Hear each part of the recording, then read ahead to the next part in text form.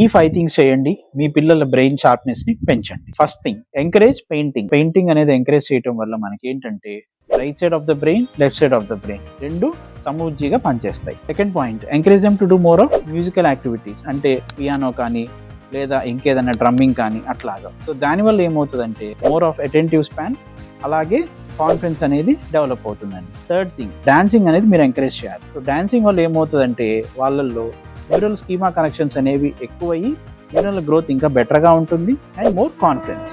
Fourth point, encourage them to play more board games like carroms, chess అలాగా. దానివల్ల ఏంటంటే వాళ్ళల్లో కాగ్నిటివ్ థింకింగ్ అనేది డెవలప్ అయ్యి ఫ్యూచర్లో logical thinking and problem solving activities అనేవి బాగా పెరుగుతాయి.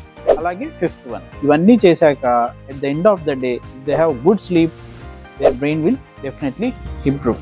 కిడ్స్ బ్రెయిన్ అనేది 6 years వచ్చేటప్పటికి ఆల్మోస్ట్ గ్రో అయిపోయి ఉంటుందండి. సో ఈ 5 బ్రెయిన్ యాక్టివిటీస్ మీ పిల్లలకి బిఫోర్ 6 years చేయించండి.